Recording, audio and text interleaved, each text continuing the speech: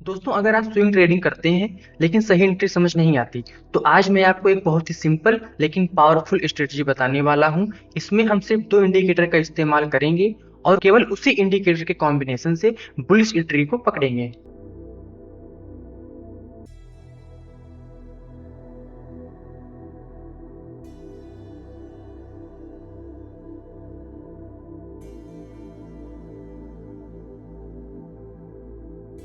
नमस्कार दोस्तों, मैं अश्विनी और आप देख रहे हैं वीपी कैपिटल। दोस्तों आज की इस वीडियो में मैं आपको एक ऐसी बेहतरीन स्विंग ट्रेडिंग स्ट्रेटजी की जानकारी देने वाला हूं। अगर आप स्विंग ट्रेडिंग करते हैं या करना चाहते हैं तो यह पूरी वीडियो बिना स्किप की जरूर देखना चाहिए, क्योंकि आज मैं आपको एक ऐसी सिंपल स्ट्रेटजी की जानकारी देने वाला हूं जो सिंपल होने के साथ ही साथ बहुत पावरफुल भी है। और इसके साथ ही आपको यह भी बताऊंगा कि आपको एंट्री कहां लेनी है, कैसे आपको स्टॉप लॉस लगाना है और कितने टारगेट पर आपको इसे डिप्लॉय करना है। दोस्तों यह एक ऐसी स्ट्रेटजी है जिसका इस्तेमाल करके आप मार्केट के मूड को समझने के साथ ही साथ एंट्री कंफर्मेशन भी कर सकते हैं। स्विंग ट्रेडिंग में हम बहुत से टूल्स इंडिकेटर का इस्तेमाल करते हैं, लेकिन कहीं न कहीं ऐसी चूक होती है कि सही जगह पर एंट्री नहीं मिल पाती और अगर मिलती भी है तो ब्रेकआउट फेक निकलता है। दोस्तों अब हम आपको सीधे चार्ट पर लेकर चलते हैं और इस स्ट्रेटजी को अच्छी तरह सिखाते और समझाते हैं। दोस्तों अब हम अपने ट्रेडिंग प्लेटफॉर्म पर आ गए हैं। सबसे पहले बात करते हैं कि यह स्ट्रेटजी किस प्रकार की है और आपको इसका उपयोग कब करना है। दोस्तों यह स्विंग ट्रेडिंग की बुलिश स्ट्रेटजी है और आपको इसका उपयोग उस समय पर करना है जब मार्केट में तेजी हो, निफ्टी, बैंक निफ्टी, सेंसेक्स या सब अप ट्रेंड में हो। आपको इस स्ट्रेटजी का उपयोग उसी समय पर करना चाहिए। अब अगली बात आती है कि आपको इस स्ट्रेटजी में कौन सा इंडिकेटर का इस्तेमाल करना है और उसकी सेटिंग क्या करना है। यहाँ पर मैंने हैवेल्स का चार्ट ओपन किया है। दोस्तों किसी भी स्ट्रेटजी में सबसे महत्वपूर्ण उसका टाइम फ्रेम होता है। यह स्ट्रेटजी इंट्राडे के लिए नहीं है, इसीलिए हम इसमें 1 डे का टाइम फ्रेम रखेंगे। कितना? 1 डे का। तो दोस्तों यहाँ पर हमने पहले से 1 डे का टाइम फ्रेम लगा रखा है। 1 डे का टाइम फ्रेम इसलिए क्योंकि इंट्राडे के लिए नहीं है, इसमें हमें स्विंग का बड़ा मूव पकड़ना है, इसीलिए हम इसमें 1 डे का टाइम फ्रेम रखेंगे। दोस्तों इस चार्ट को थोड़ा सा बड़ा कर लेते हैं ताकि आपको और सही से दिखाई दे। दोस्तों यहाँ पर हमने 1 डे का टाइम फ्रेम लगा रखा है। अब सबसे पहले हमको यहाँ पे स्टडीज में जाना है और सर्च करना है RSI और इस पर क्लिक कर देना। देखिए दोस्तों यहाँ पर नीचे RSI लग चुका है। अब इसकी सेटिंग में हमें कुछ बदलाव करना है। इसमें पीरियड में 14 ही रहने देना है, फील्ड में क्लोज ही रहेगा। ओवरबॉट को हम चेंज करके 50 कर लेंगे और ओवरसोल्ड को भी हम चेंज करके 50 कर लेंगे। इसमें दोस्तों आप कहीं और कोई चेंज नहीं करना है, किसी भी सेटिंग में कोई बदलाव नहीं करना है। इसको सीधे यहाँ से आपको डन कर देना है। दोस्तों यहाँ पर मेरा RSI लग चुका है। दोस्तों RSI 50 का लेवल मार्केट की स्ट्रेंथ बताता है। जब RSI 50 के ऊपर जाता है तो इसका मतलब बाइस कंट्रोल धीरे धीरे अपने हाथ में ले रहे हैं, और अगर RSI 50 के नीचे जा रहा है तो इसका मतलब कंट्रोल धीरे धीरे सेलर के हाथ में जा रहा है। तो अब इसमें बात करते हैं अगली कंडीशन क्या है। अगली कंडीशन इसमें ADX इंडिकेटर है। फिर से स्टडीज में जाएंगे और यहाँ पर हम सर्च करेंगे ADX, इस पर क्लिक कर देंगे। देखिए दोस्तों यहाँ पर नीचे ADX लग चुका है। इसको हम ऊपर कर लेंगे ताकि आपको और सही से दिखाई दे। दोस्तों अब दोबारा से हमको इसकी सेटिंग में जाना है ADX की। दोस्तों इसमें आपको 3 लाइन दिख रही है। जो रेड लाइन है DI नेगेटिव लाइन है, जो ग्रीन लाइन है DI पॉजिटिव लाइन है और ब्लैक वाली हमारी ADX लाइन है। दोस्तों इसके पीरियड में 14 ही है, वैसे ही रहने देना है। स्मूथिंग पीरियड में 14 है, वैसे ही रहने देना है। इसमें हमको कहीं पर कोई भी चेंज नहीं करना, केवल सर्च करना है ADX और उसको हमें अप्लाई कर देना है। दोस्तों यहाँ पर ADX इंडिकेटर लग चुका है, लेकिन इसमें मेन ADX लाइन से ज्यादा काम नहीं है। हम DIA लाइन को देखेंगे। अब इसमें सबसे पहले इसकी एंट्री कंडीशन समझिए। इसमें एंट्री कंडीशन क्या है। इसमें एंट्री हमको तभी लेनी है जब इसमें तीनों चीजें RSI, DI positive, DI negative line एक साथ एक ही कैंडल पर मैच करे, तभी हमको एंट्री लेनी है। इसमें हमें सबसे पहले देखना है RSI 50 नीचे से ऊपर क्यों क्रॉस करे, यानी कि यहाँ आप देखिए नीचे, इसको हम पहले RSI को ऊपर कर लेंगे, थोड़ा सा और बड़ा हो गया। इसमें आप देखिए ये RSI 50 की लाइन है। इसमें अभी जो भी RSI वो नीचे है, 50 लाइन के नीचे है, यानी कि हमारी कंडीशन अभी मैच नहीं हुई है। और दूसरी कंडीशन इसमें क्या है, इसमें दूसरी कंडीशन है ADX में DI plus line DI minus line को नीचे से ऊपर क्रॉस करे, मतलब जब बायर्स सेलर से ज्यादा पावरफुल हो रहे हैं। दोस्तों इस चार्ट को हम और बड़ा कर लेते हैं। यहाँ पर आप देखिए यहाँ जो RSI है वो 53.95 है, यानी कि 50 से ऊपर है।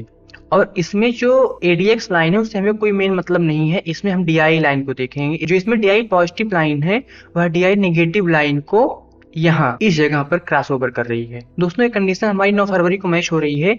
अब सबसे बड़ी गलती लोग यहाँ करते हैं, जैसे क्रॉस दिखा तुरंत एंट्री ले लेते हैं, लेकिन हमें ऐसा बिल्कुल नहीं करना है। जिस कैंडल पर दोनों सिग्नल बने उस कैंडल के क्लोज होने के आसपास एंट्री लेनी है। दोस्तों अब आपके दिमाग में एक सवाल होगा, जब हम सभी कंडीशन डे टाइम फ्रेम पर चेक कर रहे हैं तो एंट्री मार्केट क्लोज होने के आसपास कैसे लेंगे? हमारी कंडीशन कंप्लीट होगी तो आपके हिसाब से मार्केट क्लोज हो चुकी रहेगी, लेकिन जैसा कि मैंने पहले भी बताया था कि एनालिसिस हमेशा बड़े टाइम फ्रेम पर होती है और वहीं से कंफर्मेशन मिलने के बाद एंट्री स्मॉल टाइम फ्रेम पर की जाती है। और क्लोजिंग के आसपास का मतलब है ये क्लोजिंग के कुछ मिनट पहले, क्योंकि उस समय पूरे दिन का मूव लगभग कंप्लीट होने वाला होता है, इसीलिए एंट्री से पहले कंफर्मेशन बहुत जरूरी है। दोस्तों यहाँ पर जब कंडीशन हमारी मैच हुई तो इसकी जो क्लोजिंग है वो 1371.90 रुपए की है। तो 1371.90 क्लोजिंग, यानी कि हम कह रहे हैं क्लोजिंग के पहले, तो क्लोजिंग के पहले हम इसको 1370 मान लेते हैं, 1370। और ये बढ़ के कहाँ तक गया है? इसने अपना हाई बनाया है 1442 रुपए का, 1442, यानी कि इसने 72 रुपए का मूव दिया है।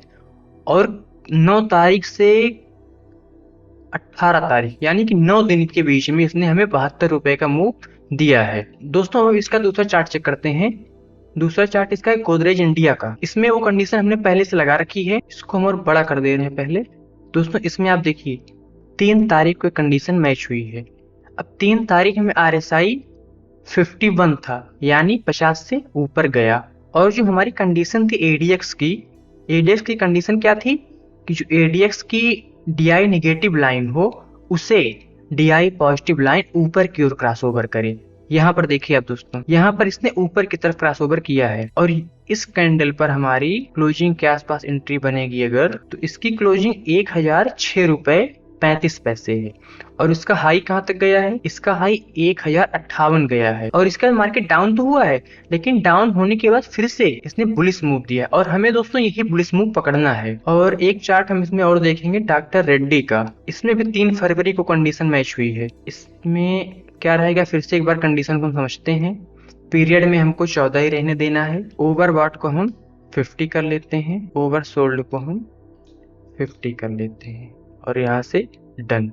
अब देखिए दोस्तों 3 फरवरी को इसमें जो कंडीशन मैच हुई है उस दिन RSI लगभग 60 के ऊपर था और जो DI नेगेटिव लाइन है उससे DI पॉजिटिव लाइन ऊपर की तरफ क्रॉसओवर कर रही है। और यहाँ से मार्केट बढ़ के गया है 1295.70 कितना? 1295.70। इसकी क्लोजिंग कहाँ थी? 3 फरवरी वाली कैंडल की क्लोजिंग क्या थी?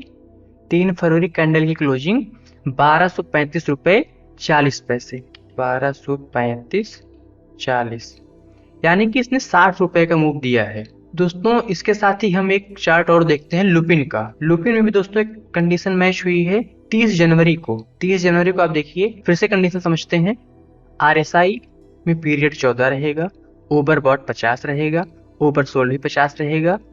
और इसमें वही कंडीशन ADX में देखना है।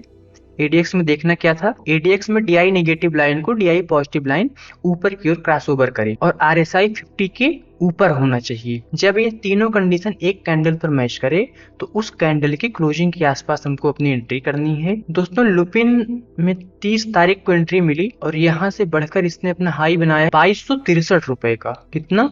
2263 रुपए। और जिस कैंडल पर इसकी कंडीशन मैच हुई है उस कैंडल की क्लोजिंग है 2152 रुपए 80 पैसे, यानी कि 110 रुपए का इसने मूव दिया है, जो कि इसने बहुत ही बेहतरीन मूव दिया है। दोस्तों बात करते हैं कि इसमें स्टॉप लॉस आपको कहाँ लगाना है, क्योंकि बिना स्टॉप लॉस के ट्रेड करना मतलब कि रिस्क को खुद बुलाने जैसा है। इसका स्टॉप लॉस बहुत ही सिंपल है। 30 तारीख कैंडल है, इसमें हमें एंट्री मिल रही थी। जिस कैंडल पर हमें एंट्री मिले उस कैंडल का जो लो है उसको ही हम अपने स्टॉप लॉस मान के चलेंगे। इस कैंडल का लो 2120 रुपए, 2120 रुपए का लो है और इसको ही हम अपना स्टॉप लॉस मान के चलते हैं। अब दूसरा सवाल आता है कि आपको टारगेट कहाँ बुक करना है। दोस्तों इसमें टारगेट बुक करने के लिए 3 तरीका है और वह तीनों तरीका ध्यान से समझिए। सबसे पहला तरीका है रिस्क का डबल टारगेट, यानी कि जितना आपने स्टॉप लॉस लगाया था उसका डबल आप टारगेट लेकर चलते हैं। और दूसरा तरीका है RSI जब 60 से 70 के जोन में पहुंचे तब आपको एग्जिट करना है। 60 से 70 का जोन बहुत ही मायने रखता है। कारण इसका क्या है?